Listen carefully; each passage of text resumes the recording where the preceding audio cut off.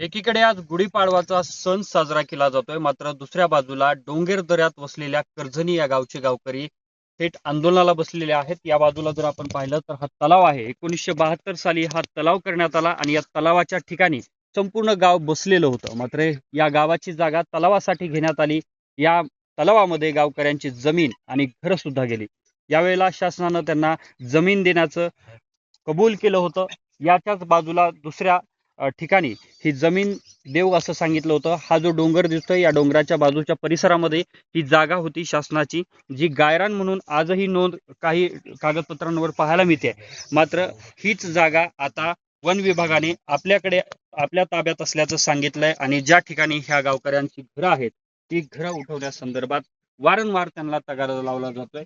जर तुम्ही घरं बाजूला केली नाहीत तर आम्हाला त्यावरती कारवाई करावी लागेल असं सांगितलं जात आहे. म्हणून आज गावातील वृद्ध माणसांपासून ते तरुणांपर्यंत सर्वच जण या तलावात येऊन बसलेले आहेत. एक दिवसीय लाक्षणिक उपोषण करतात. माझ्यासोबत गावकरी आहेत. काय सांगाल बाबा, किती दिवसापासूनचा हा तुमचा संघर्ष आहे? ज्यावेळेला तलाव झाला त्यावेळेला शासनाने काय सांगितलं होतं आणि आजची काय परिस्थिती? 55 वर्ष जवळजवळ कमी जास्त 55 वर्ष झाले तळ झालेलं. बर.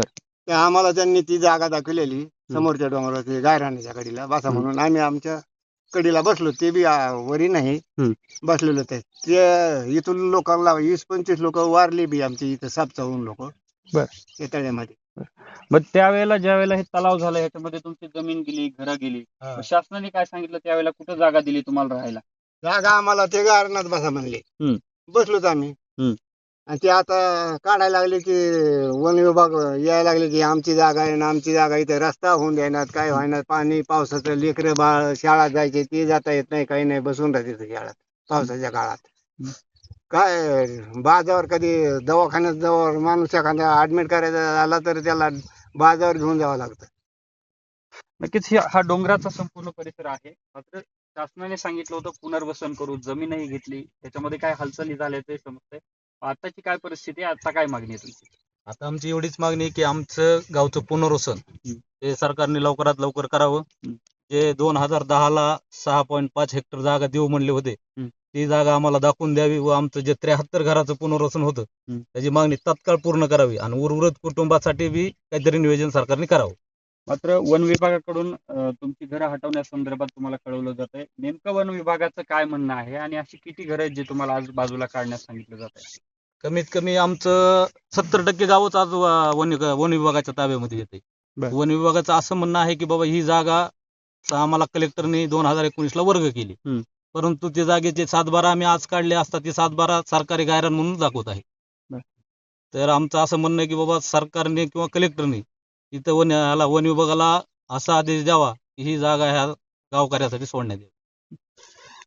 की आता पुढची काय मागणी असणार आहे? गेल्या अनेक वर्षांपासूनचा लढा, आज तुम्ही इथं उपोषणाला बसलेला आहात. मात्र जर आजच्या या उपोषणानंतर प्रश्न मार्गी लागला नाही तर पुढचं आंदोलनाची दिशा काय असणार?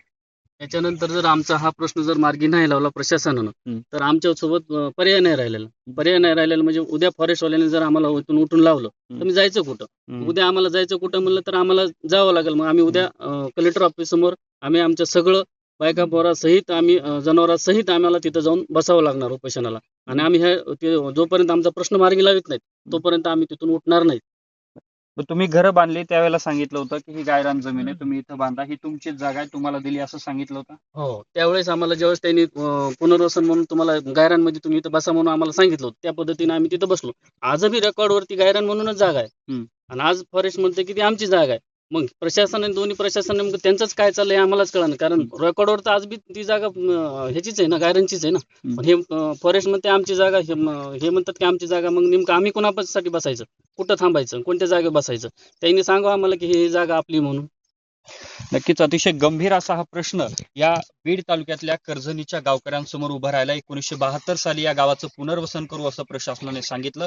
मात्र आजपर्यंत हा प्रश्न मार्गी लागला नाही. दुसऱ्या बाजूला वन विभागाकडून तुम्ही तुमची घरं हटवा, अन्यथा आम्हाला ती पाडावी लागतील असं सांगितलं जात आहे. यामुळे आता गावकरी त्रस्त झालेत. गावकऱ्यांसमोर मोठा प्रश्न उभा राहिलाय. हा जर प्रश्न मिटला नाही तर जिल्हाधिकारी कार्यालयात आम्ही गुराढोरांसह संपूर्ण परिवार जाऊन बसू आणि त्याच ठिकाणी आम्ही राहू, अशा प्रकारचा इशारा या गावकऱ्यांकडून दिला जातोय. कॅमेरा पर्सन प्रमोद रोमनसह मी अशोक काळकुटे, TV9 मराठी, बीड. आता जसं तळ झालं तसे असे टोपले घेऊन हिंडत होत. आम्हाला जागा नाही, फिगा नाही, लेकरं नाही, बाळ असे एवढले पाट्याने घेऊन खऱ्या फोळड्यान तळ बांधलं. आणि तेव्हापासून आमची अशीच तारांबळ आहे. आता आमच्या काठीवर आमची यायचा टाइम झालाय. अजून आमचं पुनर्वसन होईन. आमची वाट लागली, आमच्या मुलाची काय लागायची वाट. आणि काहीच नाही का आता देऊत, उद्या देऊत, मग देऊत. आतापर्यंत खेटलो. आमचे काळ्याचे पांढरे झालेत. कवर वाट बघावं त्यांची. वन विभाग काय म्हणतात? वनबाग म्हणतायत आता आम्हाला म्हणले गायरानात बसा. त्या साली आम्ही गावातून उठलो, गायरानात बसलो. आता उस तोडून घरदार बांधले ना आता म्हणते उठा तिथून. उठायला आता मेहनतीनं बांधलेले घरदार आम्हाला पाडा वाटते. कारखाने केले, उस टोपल्याने लेकर घेतले, मांडले उसाच्या सरीने. आणि आता म्हणते उठा. आम्हाला उठ वाटन का तिथून? आम्हाला आमची अशी मागणी आहे की आमचे घर आम्हाला राहून द्यावा, आमच्या वस्ती रस्ता व्हावा. नाही तर आम्ही तिथं येऊन त्या कलेक्टर ऑफिसला बसणार. काय आमची मागणी आहे, आम्ही तोपर्यंत उठणार नाही तिथून. हा, नाव सांगा तुम्ही. माझं नाव सरस्वती पांडुरंग जाधव.